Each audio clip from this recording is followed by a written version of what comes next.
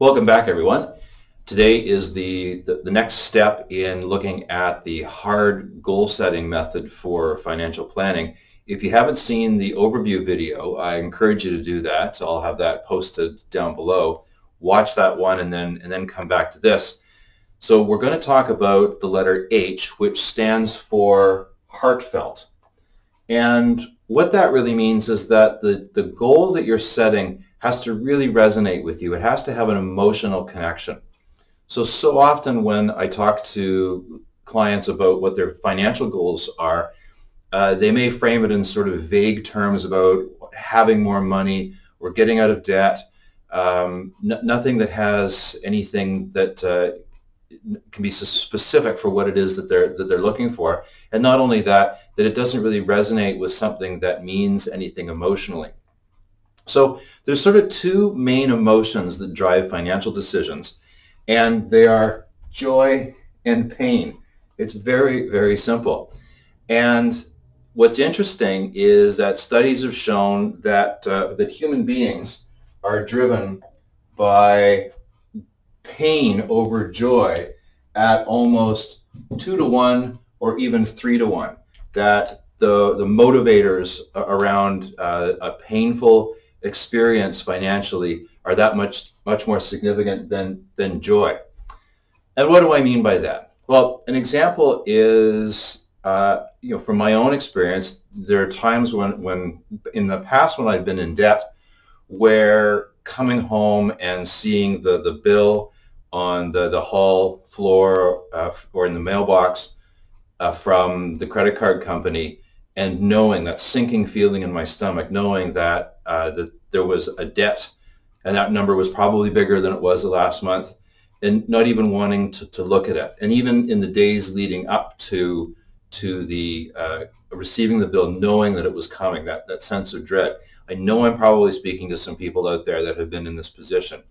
And the feeling of not wanting that anymore was so powerful that it was the thing that drove me to make changes in order to solve that problem, much more so than the thought of saving money for some positive outcome.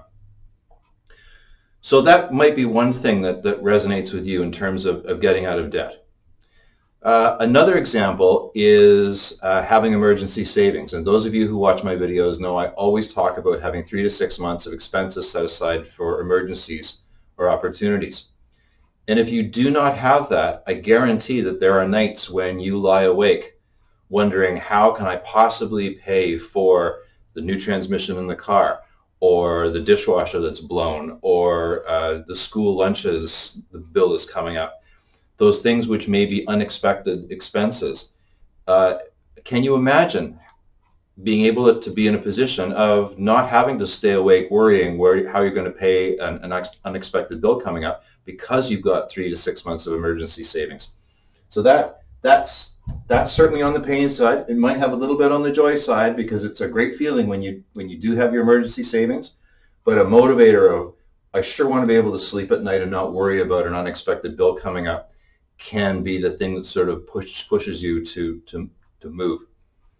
And then on the joy side, there's wealth. There's, let's build up our TFSAs. Let's build up our RRSPs. Let's build up value inside of permanent life insurance. Let's save to go on a vacation. Those sorts of things can be very, very motivating.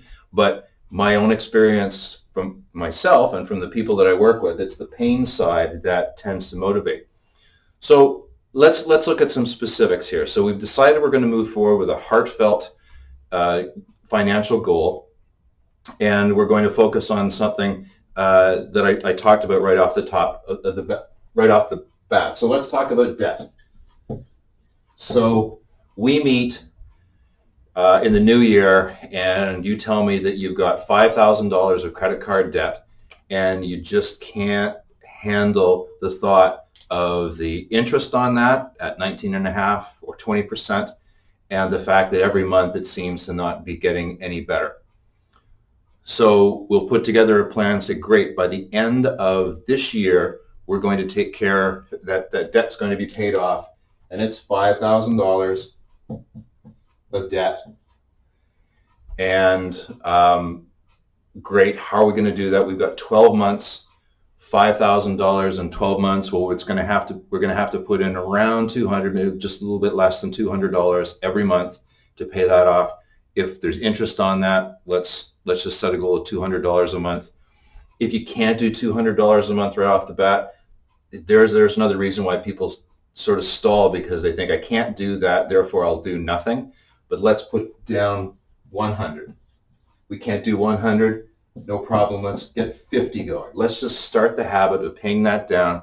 Maybe the goal has to stretch out a little bit longer, or we're in a position later on in the year that we can put more down towards it. But there's one way to take a heartfelt way of thinking down the road.